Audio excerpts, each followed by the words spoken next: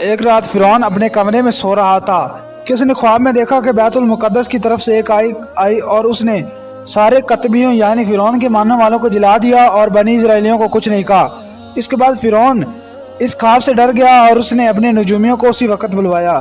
نجومیوں نے آ کر بتایا کہ بنی اسرائیل میں ایک بچہ پیدا ہوگا جو تیری ہلاکت کا باعث بنے گا۔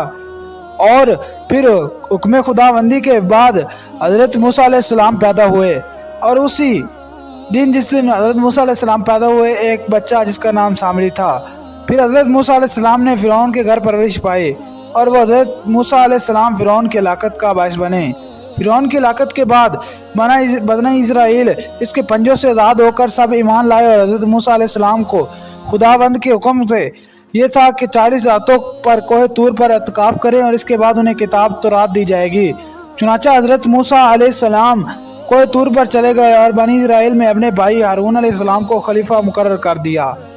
آپ نے 40 دن تک روزہ دار رہ کر اور ساری رات عبادت میں مشغول رہتے، اور ادھر سامری بنی اسرائیل کا گمراہ کرنے کا موقع مل گیا۔ بنی اسرائیل میں ایک شخص تھا جس کا نام سامری تھا، جو طبعی طور پر نہایت گمراہ کن آدمی تھا۔ اس کی ماں نے برادری میں رسوائی و بدنامی کے ڈر سے اس کو پیدا ہوتے ہی غار میں چھوڑ دیا اور کبھی کبھار اس کی خبر گیری کے لیے چلی جاتی۔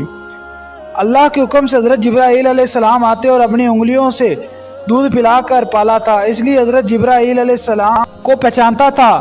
اس کا پورا نام موسیٰ سامری ہے اور حضرت موسیٰ علیہ السلام کا نام بھی موسیٰ ہے۔ موسیٰ سامری کو حضرت جبرائیل علیہ السلام نے پالا اور حضرت موسیٰ علیہ السلام کی پرورش فرعون کے گھر میں ہوئی، مگر خدا کی شان فرعون کے گھر پرورش پانے والا موسیٰ تو خدا کے رسول ہوئے، اور جبرائیل علیہ السلام سے پلا ہوا موسیٰ سامری کافر ہوا اور بنی اسرائیل کو گمراہ کرنے کے لیے اس کو بچڑے کی پوجا میں لگا دیا۔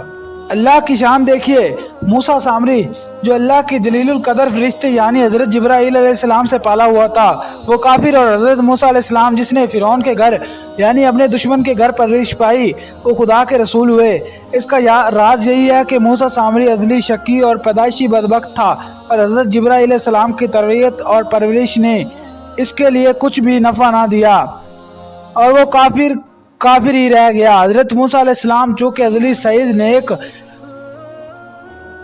اس لیے فرعون کے جیسے کافر کے گھر پرورش پا کر ان کو کوئی نقصان نہیں پہنچا۔ جن دنوں حضرت موسیٰ علیہ السلام کوہ طور پر متقف تھے، سامری نے آپ کی غیر موجودگی میں غنیمت کو جانا اور یہ فتنہ برپا کر دیا کہ اس بنی اسرائیل کے سونے چاندی کے زیورات کو مانگ کر پگھلایا اور اس سے ایک بچڑا بنایا، اور حضرت جبرائیل علیہ السلام کے گھوڑے کی خاک جو اس کے پاس موجود تھی، اس نے وہ خاک بچڑے کے منہ میں ڈالی اور بچڑا بولنے لگا۔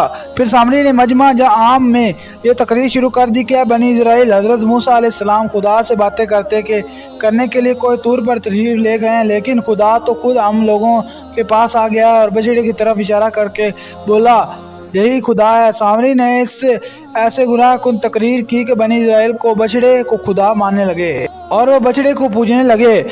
12,000 آدمیوں کے سوا ساری قوم نے چاندی اور سونے کے بچڑے کو بولتے دیکھ کر اس کو خدا مان لیا اور اس کے آگے سر سجدہ ہو کر اس بچڑے کو پوجنے لگے۔ چنانچہ خداوند قدوس کا اشارہ ہے کہ ترجمہ اور موسیٰ کے بعد اس کی قوم اپنے زیوروں سے ایک بچڑا بنا بیٹھی ہے، جان کا دھڑتا وہ گائے کی طرح آواز کرتا۔ جب 40 دنوں کے بعد حضرت موسیٰ علیہ السلام اللہ عز و جل کے کلام یعنی تورات کو لے کر آئے، جب آپ علیہ السلام بستی میں تشریف لائے اور قوم بچڑے کی پوجا کرتے ہوئے دیکھا اور آپ بے حد غیظ و غضب جلال طاری ہو گیا۔ آپ نے جوش و غضب میں اپنے بھائی ہارون علیہ السلام کی داڑھی اور سر کے بال پکڑ کر گھسیٹتا اور مارنا شروع کر دیا اور فرمانے لگے کیوں تم نے ان لوگوں کا اس کام سے نہیں روکا؟ حضرت ہارون علیہ السلام معذرت کرنے لگے جیسا قرآن مجید میں ترجمہ ہے، کہا ہے میری ماں جائے، قوم نے مجھے کمزور سمجھا اور قریب تھا کہ مجھے مار ڈالیں، تو پھر دشمنوں کو نہ ہنسنا اور نہ مجھے ظالموں میں ملا۔ حضرت ہارون کی معذرت سن کر حضرت موسیٰ کا غصہ ٹھنڈا ہو پڑ گیا۔ اس کے بعد آپ نے اپنے بھائی حضرت ہارون کے لیے رحمت و مغفرت کی دعا فرمائی۔ پھر آپ نے اس بچڑے کو توڑ پھوڑ کر جلا کر اور اس کو رضا کر کے دریا میں بہا دیا۔ پھر اللہ تعالیٰ کا یہ حکم نازل ہوا کہ جن لوگوں نے بچڑے کی پرستش نہیں کی وہ لوگ بچڑے پوجنے والوں کو قتل کریں۔ चुनाचा सामरी समेत 70,000 बछड़ी की पूजा करने वाले कत्ल हो गए। इसके बाद ये हुक्म नाजिल हुआ कि हजरत मूसा 70 आदमियों को मुंतखब करके कोह तूर पर ले जाएं और ये सब लोग बछड़े पूजने वालों की तरफ से माजरत तलब करते हुए ये दुआ मांगें कि बछड़े पूजने वालों को गुनाह माफ़ हो जाएं। चुनाचा हजरत मूसा ने चुन चुन कर अच्छे 70 आदमियों को साथ लिया और कोह तूर पर तशरीफ ले गए। जब ये लोग कोह तूर पर तलबो माजरत इस्तगफार करने में लगे तो अल्लाह ताला की तरफ से आवाज़ आई कि ऐ बनी इस्राइल, मैं ही हूँ, मेरे सिवा तुम्हारा कोई मबूद नहीं। मैंने ही तुमको लोगों को फिरौन के जुल्म से निजात देकर तुम लोगों को बचाया, लिहाजा तुम लोग फ़कत मेरी इबादत करो और मेरे सिवा किसी को मत पूजो। अल्लाह ताला का यह कलाम सुनकर ये 70 आदमी एक ज़ुबान होकर कहने लगे, ए मूसा, हम हरगिज़ आपकी बात नहीं मानेंगे जब तक हम अल्लाह को अपने सामने ना देख लें। ये 70 अपनी ज़िद पर बिल्कुल अड़े गए कि हम आपको खुदा को दीदार करेंगे, वरना हम हरगिज़ नहीं मानेंगे कि खुदावंद आलम ने यह फरमाया। हज़रत मूसा अलैहिस्सलाम ने इन लोगों से बहुत समझाया, मगर ये शरीर सरकश लोग अपने मुतालबे पर अड़े रहे, यहाँ तक कि अल्लाह ताला ने अपने ग़ज़ब जलाल का इज़हार इस तरह फरमाया कि एक फ़रिश्ता आया और इसने एक ऐसी खौफनाक चीज़ मारी कि हर इससे लोग के दिल फट गए। ये 70 आदमी मर गए।